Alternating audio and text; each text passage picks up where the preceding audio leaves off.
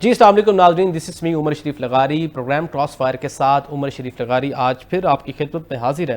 ناظرین کرامی، اس وقت بین الاقوامی سطح پر جو معاملات ہیں، جس طریقے سے کل کے پروگرام میں بھی ہم نے ڈسکس کیا تھا کہ نیگوسیشنز کا ایک مرحلہ سٹارٹ ہوا ہے، اور نیگوسیشن سے پہلے دونوں پارٹیز جب بائی لیٹرل کوئی بھی نیگوسیشنز ہو یا ٹرائی لیٹرل نیگوسیشنز ہو، اس میں اس طریقے سے ہوتا ہے کہ کوئی ایکسٹریم پوائنٹ سامنے رکھے جاتے ہیں، اور جس طریقے سے 15 نکاتی جو ایجنڈا ہے یا کہ پوائنٹس جو ڈونلڈ ٹرمپ کی جانب سے دیے گئے اور تھرو پاکستان دیے گئے، تو اس میں پاکستان تو سینٹر آف گریوٹی بنا ہوا ہے، لیکن سوال یہ ہے کہ دوسری جانب ایران کا کیا بیہیویئر ہے۔ ایران نے جس طریقے سے اس کو مسترد کر کے 5 اپنے جو تجویز کیے ہیں سب پوائنٹس، وہ ایک سب سے بڑا سوالیہ نشان ہے کہ کیا وہ نیگوسیشنز کی کمپلیشن کی طرف جائیں گے۔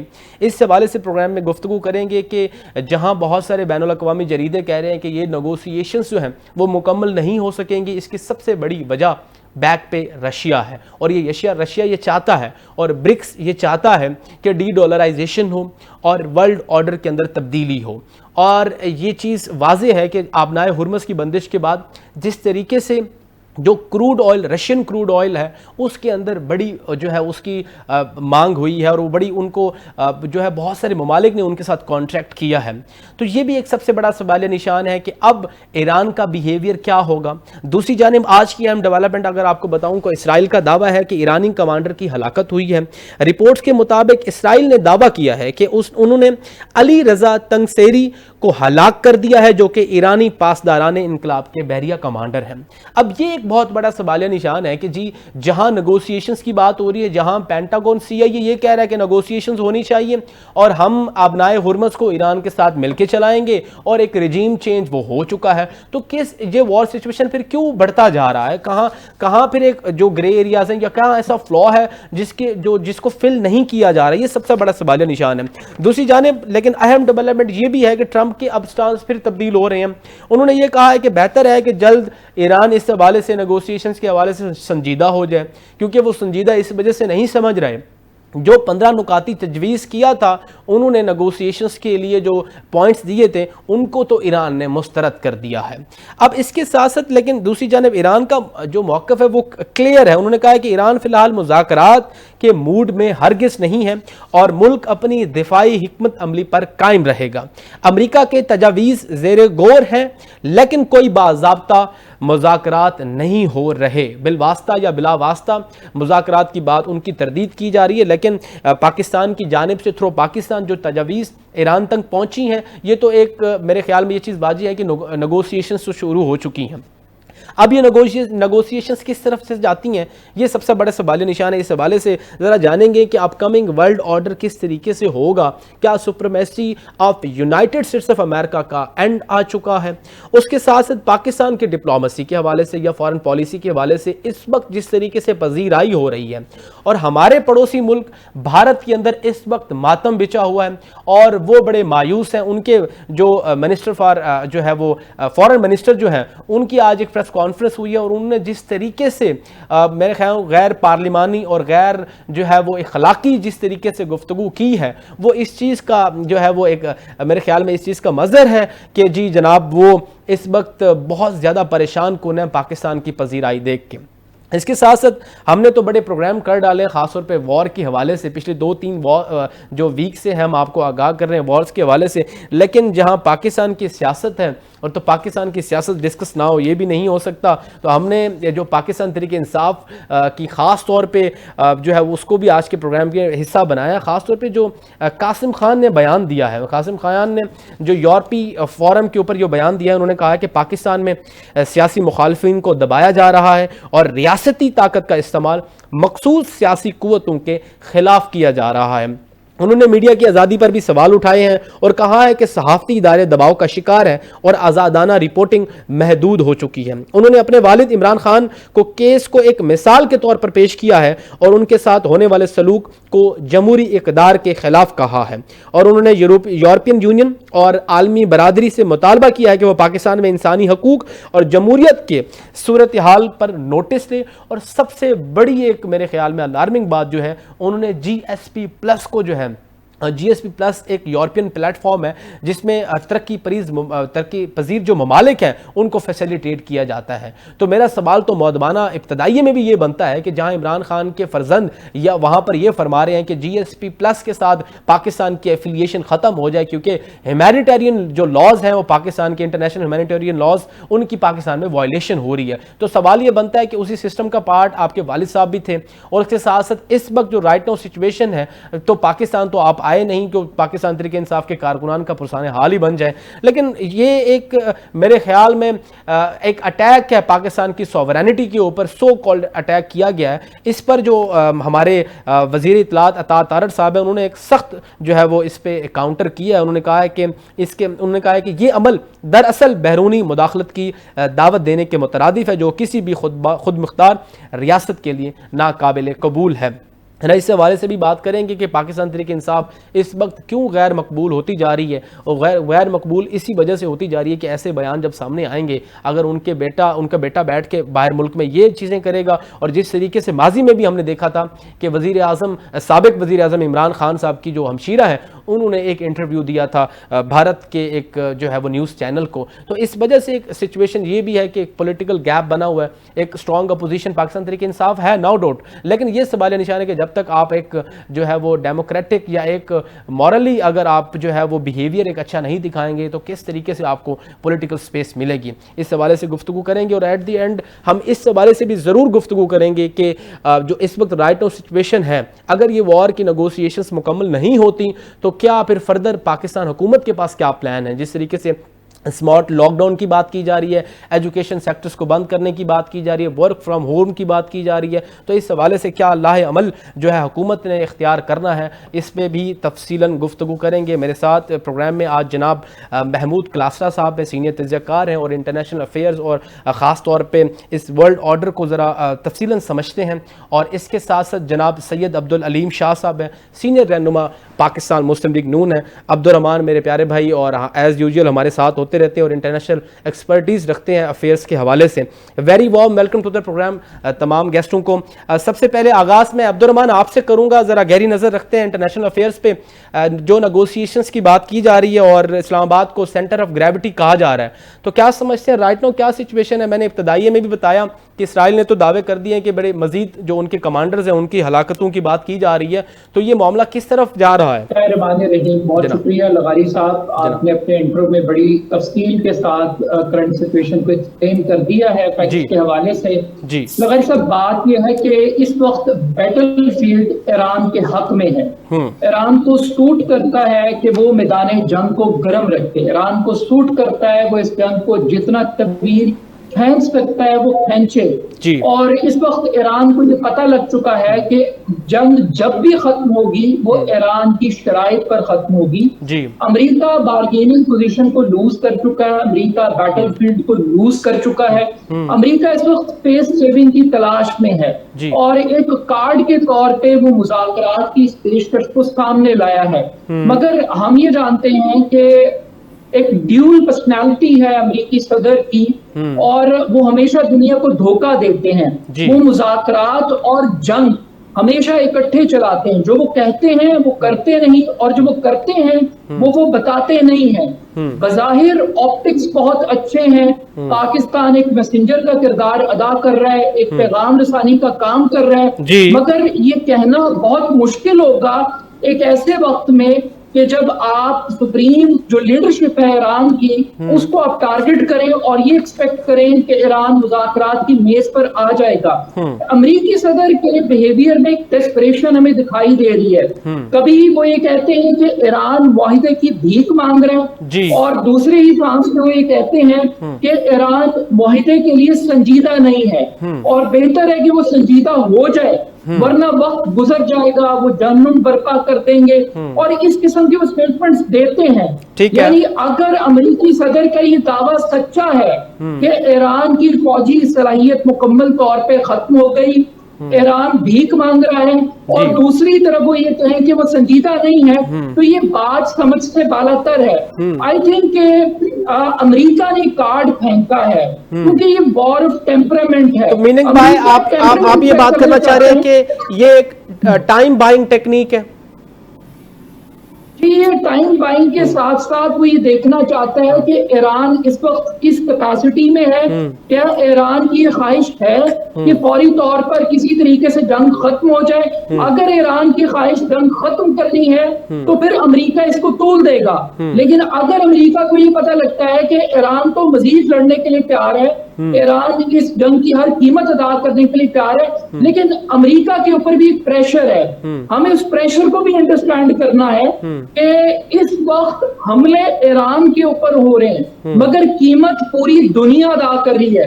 آئل پرائسز بالکل ایک پریشر مڈل ایسٹ کی کنٹریز پہ بھی کی طرف سے ہے, دوسرا ان کے جو الائز ہیں نیٹو اور یورپین کنٹریز کے حوالے سے بھی ہے, اور دوسرا اپ کمنگ الیکشن بھی ہونے ہیں مڈ ٹرمز کے. یہ تو بالکل آپ نے ٹھیک کہا ہے.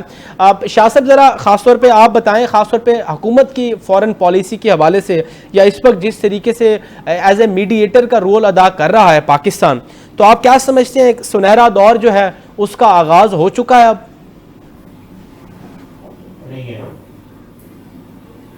اچھا جی, آپ جی سر کلاسرا صاحب آپ سے سر پوچھیں گے کہ آپ ذرا اس ورلڈ آرڈر کو اور خاص طور پہ جو اس وقت یونیپولر ڈائمنشن آف ورلڈ ہے, کہ جس طریقے سے ہم نے سیکنڈ ورلڈ وار کے بعد دیکھا کہ یونائٹڈ اسٹیٹس آف امریکہ نے اپنی سپریمیسی جو ہے وہ دکھائی ہے, تو آپ کیا سمجھتے ہیں اس وقت جو خاص طور پہ جو ہو رہا ہے مڈل ایسٹ کے اندر, کیا یہ ایک ٹرننگ پوائنٹ ہوگا کہ ورلڈ آرڈر کی تبدیلی کا وقت آ چکا ہے؟ بہت شکریہ عمر لغاری مجھے شو میں لینے کے لیے. دیکھیں اس کی جو تاریخ ہے, جو دنیا کی تاریخ ہے, وہ میں تھوڑا سا اگر ہم پیچھے جائیں, مطلب تھوڑا سا مراد ہے کچھ صدیاں پیچھے جائیں, تو ہمیں ٹریٹی آف ویسٹفیلیا دکھائی دے گی 1648, جب پہلی دفعہ ایک بارڈر کا کانسیپٹ آیا, پہلی دفعہ سیکولرزم کا کانسیپٹ آیا. انہوں نے اس بات کو سمجھ لیا کہ جی کیتھولکس اور پروٹیسٹنٹس نہ لڑیں اور ایک سیکولرزم کی طرف ہم جائیں, وار ہوگی صرف سیلف ڈیفense کی حد تک. پھر ایک لانگ ہسٹری ہے یوز آف فورس کی, جس میں مذمت تو کی جاتی رہی لیکن there was no prohibition. پہلی دفعہ ہم یہ کہہ سکتے ہیں کہ پھر اس کے بعد ہم نے ورلڈ وار 1 دیکھی. دنیا اس دور میں آپ سمجھ لیں کہ it was a euro centric world, یا آپ کہہ لیں کہ کئی ہیڈڈ کمیونٹی تھی. لیکن ورلڈ وار 1 اور پھر ورلڈ وار 1 سے ہوتے ہوئے جب ورلڈ وار 2 آئی, اصل جو بات سمجھنے کی ہے یہ جو ہے نا, آپ کا جو ماڈرن ورلڈ آرڈر ہے وہ یو این چارٹر بننے کے بعد سٹارٹ ہوتا ہے. اس ٹائم ہم سب لوگوں نے, بچے کو پتہ ہے کہ کولڈ وار کیا تھی, ایک بائی پولر کمیونٹی کا کانسیپٹ تھا, جس میں سب سے زیادہ نقصان ہی یورپ کو ہوا, اور 2 لوگ ایٹ ایڈوانٹیج تھے. One was America and one was I would say capitalistic America, and one was the Soviet Russia.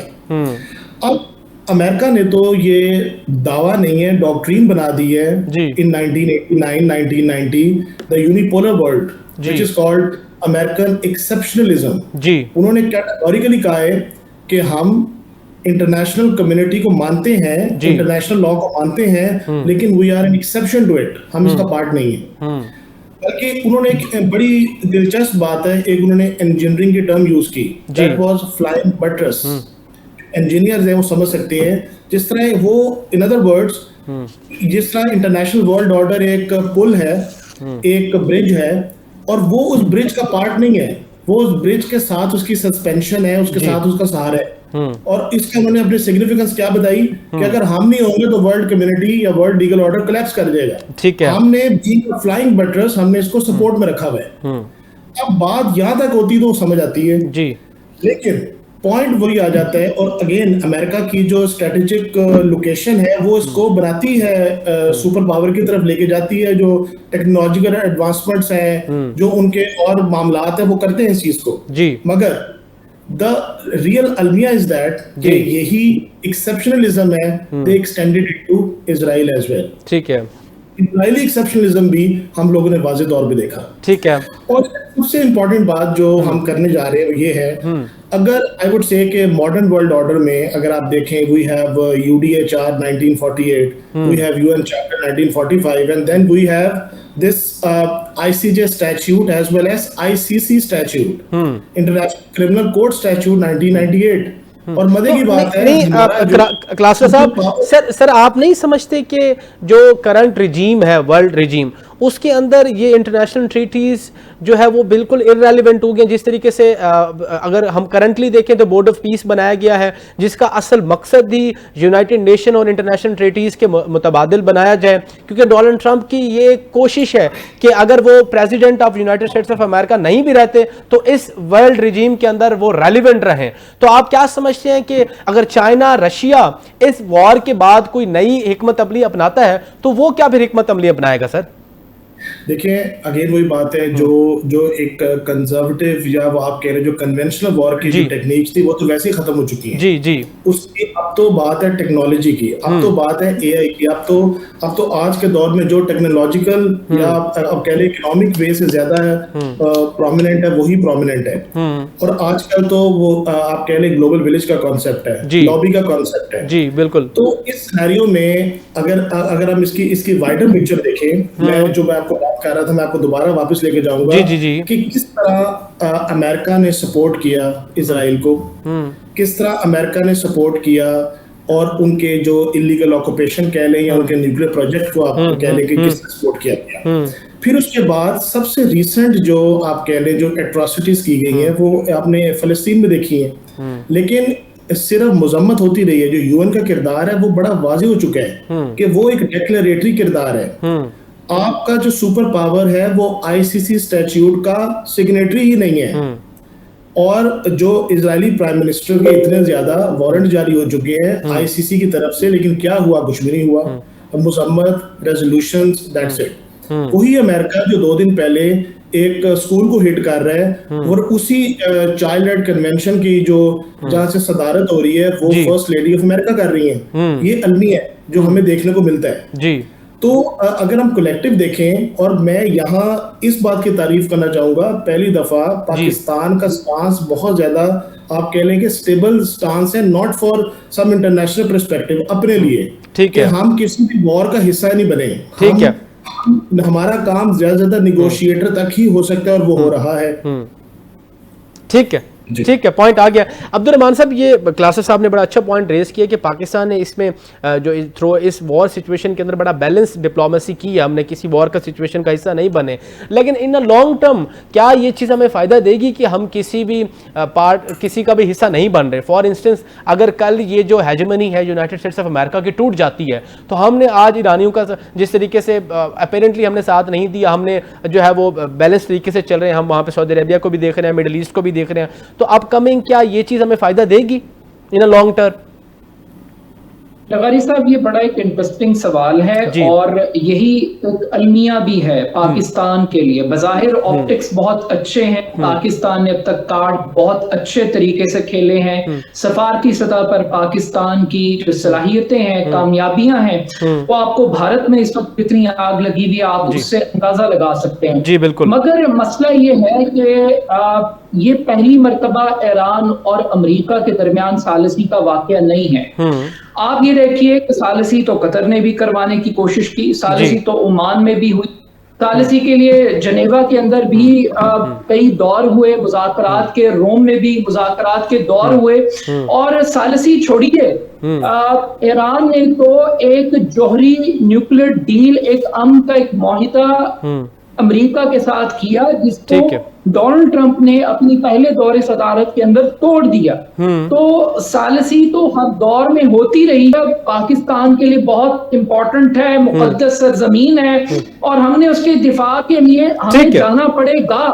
ہم سعودی عرب کو نہیں چھوڑ سکتے, مگر سعودی عرب امریکہ کا اتحادی ہے. سعودی عرب کے اوپر جو حملے ہو رہے ہیں اس کی بڑی وجہ امریکہ ہے, امریکی ایئر بیسز ہیں جو عرب کنٹریز کے ساتھ جو کچھ کھو رہا ہے. ایران کیوں پوائنٹ آ گیا, پوائنٹ آ گیا آپ کا عبدالرحمان صاحب, پوائنٹ آ گیا, ایران خود پوائنٹ آ گیا آپ کا. میں شاہ صاحب سے موقع دے رہے ہیں اٹیک کرنے کی ایران پر. پوائنٹ آ گیا, شاہ صاحب سے بھی پوائنٹ لیتے ہیں. شاہ صاحب پہلے تو آپ اگر وار سچویشن پہ اپنا جو ہے وہ پوائنٹ آف ویو دینا چاہیں تو وہ پوائنٹ آف ویو دیں. اس کے ساتھ ساتھ میرا سوال مودبانہ سا یہی ہے کہ جہاں ہم کہہ رہے ہیں کہ پاکستان کی ڈپلومیسی بہت اچھی جا رہی ہے, اس کے ساتھ ساتھ تو گورنمنٹ کے لیے یہ بھی سوال ہے نا کہ پاکستان کے اندر گراس روٹ لیول پہ جو ہے وہ گورنمنٹ کیا ڈیلیور کر رہی ہے. کیونکہ وار سچویشن کے اندر آپ یہ دیکھیں کہ جس طریقے سے انفلیشن بڑھی ہے اور ساتھ ساتھ جو پالیسی میکنگ کی جا رہی ہے اس تمام سینیریو کے اندر, وہ اس پہ کریٹکس جو ہے نا بہت سارے تنقید بھی کر رہے ہیں. تو اس حوالے سے کیا سمجھتے ہیں کہ حکومت کیا مزید اس پہ مزید اچھا ڈیلیور کر سکتی تھی؟ دیکھیں شریف لغاری صاحب بڑا حساس ٹاپک ہے جی.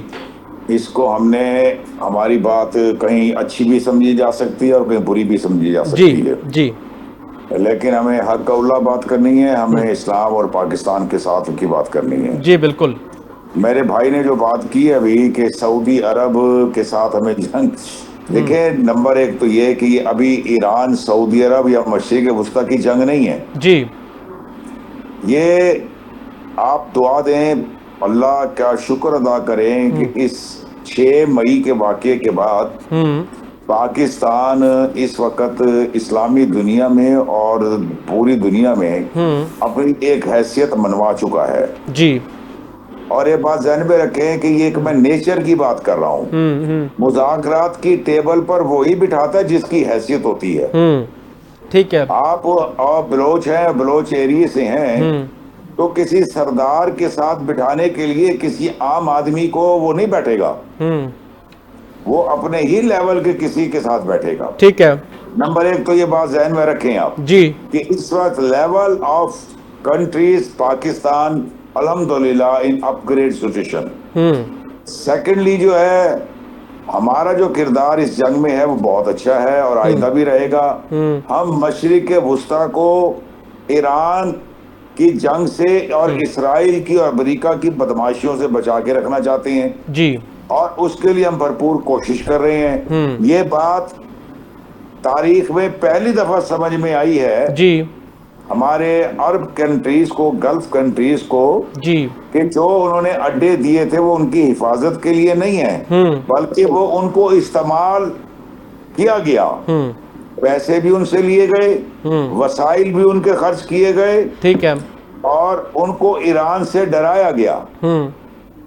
اور آج ایران اس بات کو بالکل ٹھیک کہہ رہا ہے کہ میں مشرق وسطیٰ کے لوگوں پر نہیں بلکہ جو جگہ استعمال کی جا رہی ہے میں اس کو انڈر اٹیک کر رہا ہوں. اور اچھا اس میں شاہ صاحب جہاں مڈل ایسٹ کی بات کریں تو ہم تھوڑا ماضی میں اپنے بھی چلے جائیں تو وار اینڈ ٹیرر کی اگر ہم بات کریں تو اس کے آج بھی ریپریکشنز پاکستان کے اوپر ہیں. پاکستان افغانستان جو اس وقت سینیریو بنا ہوا ہے, تو آپ کیا سمجھتے ہیں کہ مزید ہمیں اس میں کتنا الرٹ رہنا ہے؟ جہاں ہم ٹھیک ہے میڈیٹر کا رول ادا کر رہے ہیں, وہاں پر اس کے جہاں پروز ہیں اس کے کونس بھی ہیں. سر شریف لغاری صاحب, ہم تو پچھلے کئی سالوں سے الرٹ ہیں. جی. اور حالت جنگ میں ہیں. ہماری قوم نے تو سکون کی زندگی دیکھی کہاں ہے. ہمیں تو کبھی سینکشنز ہیں تو کبھی افغان وار ہے تو کبھی اس کے دھماکے ہیں, کبھی سوسائڈ اٹیک ہیں, کبھی افغانستان کی بدماشی ہیں تو کبھی انڈیا کی بدماشیاں ہیں. ہم تو پچھلے کبھی بنگلہ دیش کی تقسیم ہے, کبھی بلوچستان کی تقسیم کی بات کی, ہم تو مسلسل وار میں ہیں. اگر کوئی یہ سمجھتا ہے کہ ہم تیاریوں میں نہیں ہیں تو بڑا بیوقوف ہے. ہم تو پچھلے کئی سالوں سے تیاریوں میں ہیں اور وہ تیاریوں کی وجہ سے ہم نے 6 مئی کو اپنے سے 100 گنا بڑے دشمن کو عبرتناک شکست دی تھی. چلے اب آگے جو صورتحال بنے گی وہ سن لیں. آگے صورتحال جو ہے اس وقت آناؤں کے پہاڑ بھی ہیں. جی. ایران بھی چاہتا ہے, امریکہ بھی چاہتا ہے, دنیا بھی چاہتی ہے کہ اس جنگ سے نکلا جائے.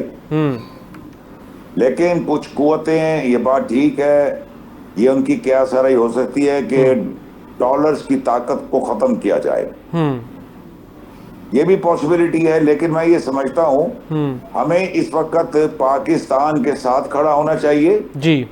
اور پاکستان کو مضبوط کرنا چاہیے, پاکستان کی افواج کو مضبوط کرنا چاہیے. ہمیں مسلک کی بنیاد کے اوپر فیصلہ نہیں کرنا, ہم نے لا الہ الا اللہ محمد رسول اللہ کی بنیاد پر فیصلہ کرنا ہے. اور اپنے ملک کی سالمیت کو دیکھتے ہوئے, اپنے مفادات کو دیکھتے ہوئے, اپنے ماضی کے تجربات کو دیکھتے ہوئے ہم آئندہ آنے والے کسی بھی ممکن خطرے کا انشاءاللہ تعالی اچھا فیصلہ ٹھیک ہے. شاہ صاحب پوائنٹ آ گیا. ہمارا اسلامی بھائی ہے. اس ایران کا ساتھ دینا, ایران کی اخلاق کی, سفارتی ہر طرح کی مدد کرنا باحثیت مسلم ہماری ذمہ داری ہے. ٹھیک ہے, اور ہمیں یہ ذمہ داری ادا کر رہے ہیں. اب ہر بات کو حکومتیں کھول کر بیان نہیں کر سکتی. پوائنٹ آ گیا شاہ صاحب آپ کا, سر پوائنٹ آ گیا میرا وہ جواب رہ گیا. میں آپ کی طرف آتا ہوں, پھر کلاسرا صاحب سے پوچھ کے آپ کی طرف آتا ہوں کہ پاکستان میں اس تمام سینیریو کے اندر کیا جو ہے وہ پالیسی میکنگ ہونی چاہیے. سر کلاسرا صاحب یہ بتائیں کہ آپ ایجوکیشن سیکٹر سے وابستہ ہیں اور بڑے ان تمام معاملات کو دیکھتے ہیں.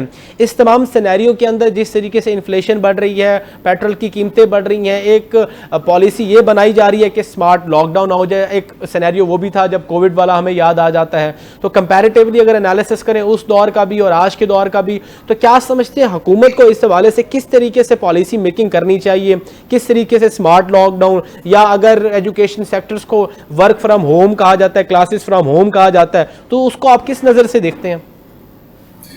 دیکھیں الٹرنیٹیو تو نہیں ہو سکتا ورک فرام ہوم ایک ایکچوئل ایک آپ کی نارمل زندگی کا, لیکن وہی والی بات ہے کہ ابھی ہم کانسٹنٹ پالیسی بنا بھی نہیں سکتے کیونکہ ڈے بائی ڈے سچویشن بہت زیادہ ویری کر رہی ہے.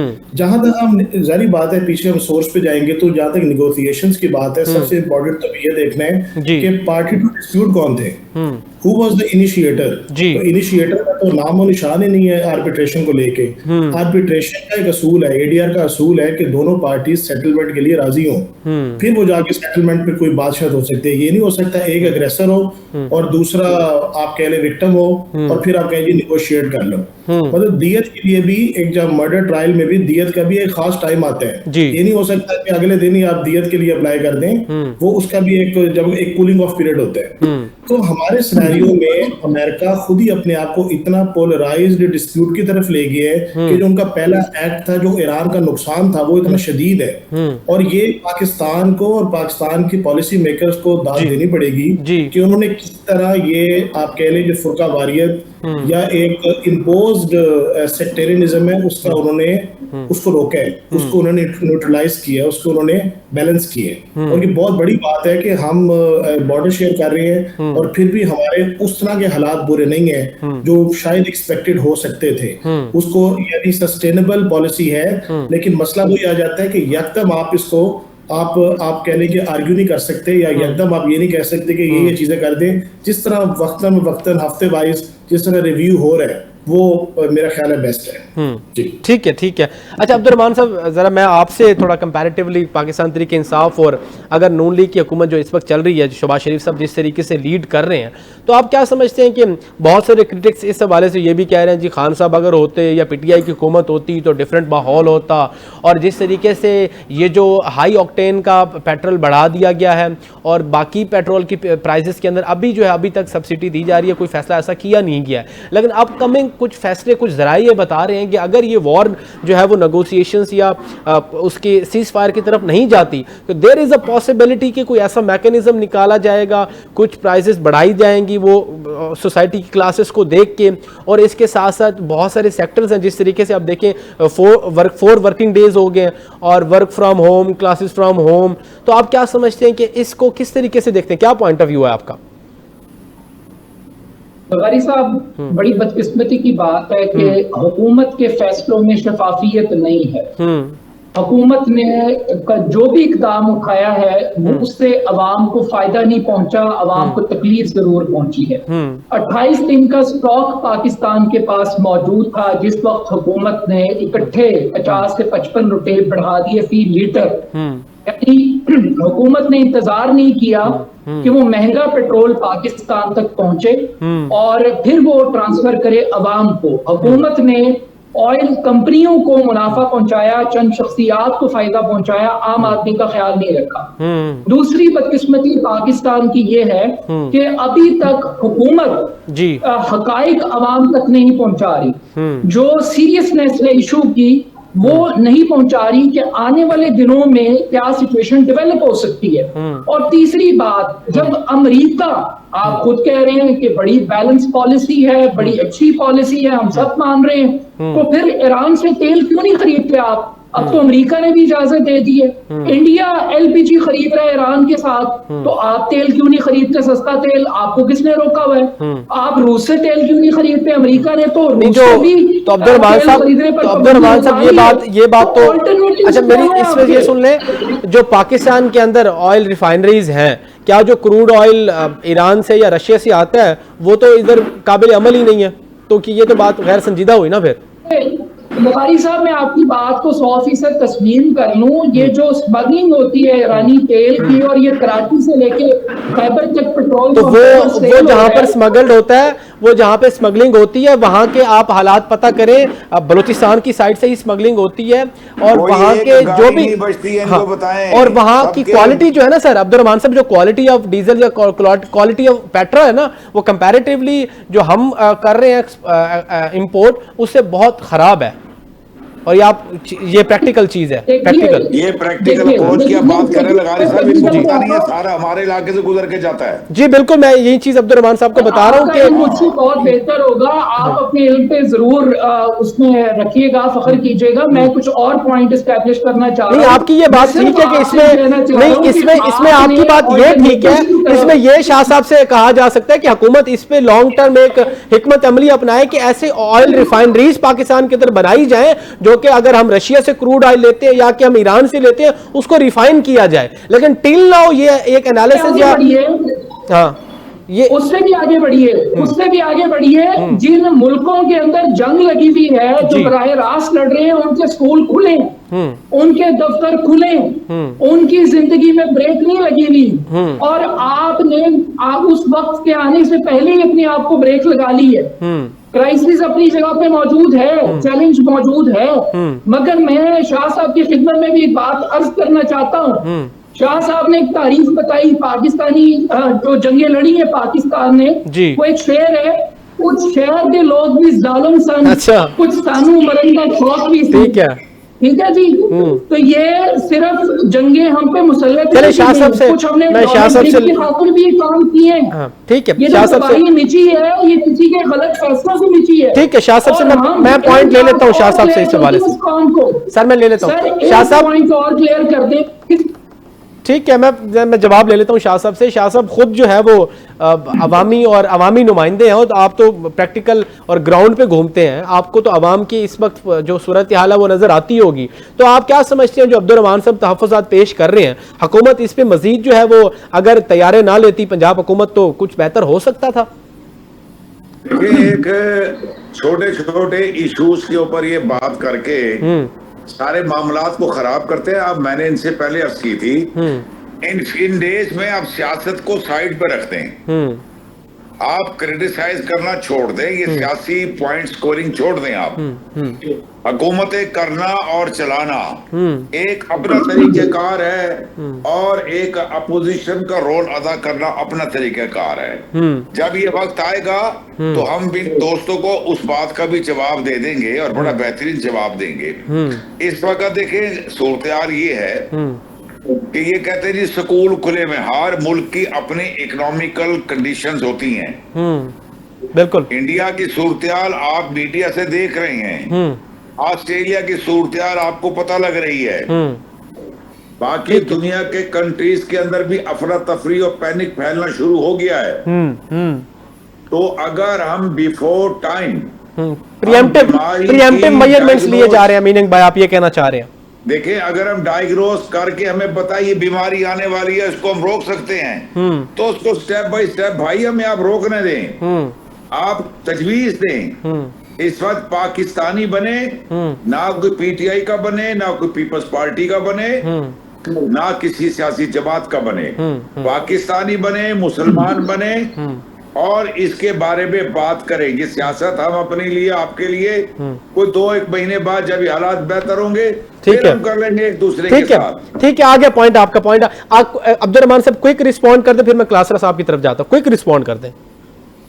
بات یہ ہے کہ حکومت اس وقت میں اپنا طرز حکمرانی بدل لے۔ اگر آپ نے 11 ارب کے جہاز خریدنے ہیں، 1.5 ارب روپے کی بیوروکریسی کے لیے گاڑیاں خریدنی ہیں، 12 کروڑ روپے کی چیئرمین سینٹ کے لیے آپ نے بلٹ پروف لگژری گاڑی خریدنی ہے، اور اس کے بعد آپ نے عوام کو درس و لیکچر دینے ہیں، تو میرا خیال ہے کہ پہلے ہر دور میں خریدی گئی ہیں، ہر دور میں، آپ جس دور میں شاہ صاحب کہہ رہے ہیں ہر دور میں خریدی گئی ہے، ہر دور میں خریدی گئی ہے کہ وزیر اطلاع اس ملک کا عمران خان کے بیٹے کی ایک سٹیٹمنٹ کو ڈسکس کر رہے ہیں. چلیں ٹھیک ہے کیونکہ پروگرام کا وقت آخری.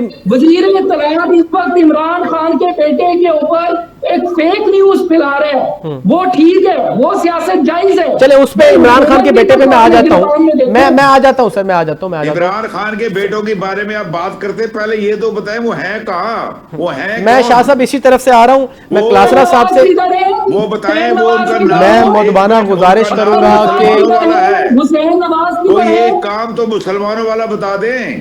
سر میں ایک مودبانہ گزارش کروں گا کہ میرا اگربا عبد الرحمان صاحب پلیز ذرا. حسین تو نماز پڑھتے ہوئے بھی دکھائی دیتے ہیں, حسن اور حسین تو مسجد جاتے ہوئے بھی دکھائی دیتے ہیں. ٹھیک ہے مجھے ان کا تو بتا دیں کہ انہوں نے عید کی نماز کہاں پڑھی تھی. سر پوائنٹ آ گیا. تو عمران خان کو نہیں پڑھنے دی. دیکھیں میں گزارش کروں گا کہ پرسنل اٹیکس نہ کریں. کلاسرا صاحب میں آپ کی طرف آؤں گا. سر مجھے یہ بتا دیں کہ یونائٹڈ نیشن کے اندر, سر عبد الرحمان صاحب پلیز تحمل کا مظاہرہ کریں. عبد الرحمان صاحب میں گزارش کرتا ہوں تحمل کا مظاہرہ کریں. شاہ صاحب آپ بھی مہربانی فرمائے تحمل کا مظاہرہ کریں اور گفتگو ہم جو ہے وہ اس کو کنٹینیو کریں. آخری سیگمنٹ ہے اور سنجیدہ طریقے سے اس پہ ڈیبیٹ کرتے ہیں کہ یونائٹڈ نیشن کے اندر. کلاسرا صاحب آپ بتا دیں جس طریقے سے انہوں نے, قاسم خان نے جس طریقے سے اپنے تحفظات سامنے رکھے ہیں اور یہ کہا ہے کہ جی پاکستان کے اندر فریڈم آف ایکسپریشن, اور خاص طور پہ انہوں نے بات کی ہے کہ پاکستان کے اندر ڈیموکریٹک نارمز جو ہیں ان پہ سوال اٹھا دی ہے. اور اس میں ماضی میں بھی ہم نے دیکھا ہے کہ بھارت کے ایک نیوز چینل کے اوپر ہمشیرہ عمران خان جو ہے انہوں نے وہاں پر بھی انٹرویو دیا تھا. یہ وار سچویشن کے فوراً بعد کی بات ہے. آپ کیا سمجھتے ہیں, کیا یہ مورلی جسٹیفائیڈ ہے؟ دیکھیں میں زیادہ تنقید تو نہیں کروں گا کیونکہ ایک طرح کا ہم سیاسی بھی ہیں, غیر سیاسی بھی ہیں, دونوں چیزیں ہیں. بس میں صرف ایک خاص پارٹی کو یہ کہنا چاہوں گا کہ آپ جانے کی بات کرتے ہیں, آپ پہلے یہ بتائیں کہ آپ آئے کیسے تھے. سمپل. اس میں پہلے وہ جسٹیفائی کر لیں, پھر جانے کی ہم کریڈیبلٹی بھی دیکھ لیں گے کہ وہ کیا تھا کیا نہیں تھا. اب بات وہی آتا ہے نا, ایکٹر چینج ہو جاتے ہیں. جب کبھی سویلینز گلا کرتے ہیں تو وہ خود آپ کہہ لیں کیٹلسٹ کا کردار ادا کرتے ہیں ریاست کے ساتھ, اور پھر ایک خاص لوگوں کو وکٹمائز کیا جاتا ہے اور اس پہ پھر میں سمجھتا ہوں کہ پھر وہ بلیم گیم. اور جہاں تک بات ہے دیکھیں, جہاں تک گاڑی اور جہاز سے اوپر سوچیں, ٹھیک ہے, اب ہم ایک فرد ہیں, ہماری بھی گاڑی شاید کو 50 لاکھ سے اوپر ہوگی تو وہ ایک صوبے کا جہاز ہے. اس دور میں بزدار صاحب نے بھی DG-1 خریدی تھی اور وہ بہت مہنگی ہوتی تھی. اور ایسے پوائنٹ آ گیا سر. کلاسرا صاحب پوائنٹ آ گیا سر. پوائنٹ اب بات وہی آ جاتے ہیں. چھوٹا سا اشفاق احمد کا واقعہ سنانا چاہتا ہوں, شاید ہم ساروں کو ایک چیز ابزارب ہو جائے. انہوں نے یہ بات کی کہ وہ دیکھ رہے تھے کہ گرمیوں کی دوپہر میں ایک 7 سال کا بچہ جس کے پیر میں جوتی نہیں ہے, وہ 5 سال کے اپنے ایک بچے کو نا آدھا اٹھا کے پھر رہا ہے. تو کہتے ہیں میں نے مذاکر اس کو کہا جی بھارا ہے, کیونکہ وہ اٹھا نہیں پا رہا تھا. انہوں نے کہا بھارا نہیں بھرا ہے. تو جب تک ہم یہ سوچ لے کر آئیں گے نا, ایک میری 2 باتیں ہیں. ایک یہ جو بردرہڈ اسی کو کہتے ہیں, اسلام اسی پہ سٹریس کرتا ہے. اور دوسرا انڈیویجول ریفارم کی بات کریں. میں اور آپ ضیاء الحق ملے آیت اللہ خمینی سے, انہوں نے کہا جی میں اسلام نافذ کرنا چاہتا ہوں, ریفارم لانا چاہتا ہوں, بتائیں کیسے ہوں گے. انہوں نے کہا آپ کا قد کیا ہے, انہوں نے اپنا قد بتایا کہ اتنے 5 فٹ اتنے کے. انہوں نے کہا پہلے اسلام اس پہ نافذ کرو. بہت پیاری بات کی ہے, بہت پیاری بات کی کلاسرا صاحب. کیونکہ آخری منٹس ہیں, میں کوئک رسپونڈ کیجئے گا. عبد الرحمان صاحب کیا مورلی جسٹیفائیڈ ہے؟ اگر ان کو کوئی بھی تحفظات ہے تو آ کے حکومت سے بات کریں, جا کے یونائٹڈ نیشن میں جا کے پاکستان کی تذلیل کرنے کی کوشش کی گئی ہے, کیا یہ مورلی جسٹیفائیڈ ہے؟ کوئک رسپونڈ کیجئے گا. دیکھیں جی, پہلی بات تو یہ ہے کہ عطا تارڑ صاحب کی بات ایک فیک نیوز ثابت ہوئی ہے. یہی بدقسمتی اور علمیے کی بات ہے کہ منسٹری آف انفارمیشن جتنی ڈس انفارمیشن پھیلا رہی ہے. اقوام متحدہ کی ویب سائٹ کے اوپر قاسم خان کی وہ تقریر موجود ہے, اس میں کسی بھی جگہ پہ GSP+ اسٹیٹس کے حوالے سے کسی قسم اچھا GSP+ چھوڑ دیں, GSP+ چھوڑ دیں. کیا انہوں نے یہ نہیں کہا فریڈم آف ایکسپریشن کے حوالے سے, یا یہ نہیں کہا کہ پاکستان کے اندر ڈیموکریٹک نارمز نہیں ہیں؟ جی تو کلاسرا صاحب نے جو بات کی ہے کہ بھائی جہاں ڈیموکریٹک نارمز کے اوپر سوال ہے تو 23 والا الیکشن کی بات کرتے ہیں تو 18 والا الیکشن کیسا تھا؟ لغاری صاحب جو بات کرنے کا موقع تو دیں، سوال آپ نے کر لیا، میں نے سن لیا، جواب ریپ اپ کریں. جی جناب. لغاری صاحب بات یہ ہے کہ ایک سکول آف تھاٹ یہ سمجھتا ہے کہ پاکستان کے اندر فریڈم آف اسپیچ جو ہے وہ بہت محدود ہوتی ہے، ایک بڑی تعداد پاکستان کے اندر ساتھیوں. ٹھیک ہے، پوائنٹ آگے. پروگرام کا وقت ناظرین ختم ہونے کو ہے. انشاءاللہ مزید ڈیولپمنٹ کے ساتھ آپ سے کل ملاقات ہوگی. اپنے میزبان عمر شریف لغاری کو اجازت دیجیے. اللہ نگہبان. پاکستان زندہ باد.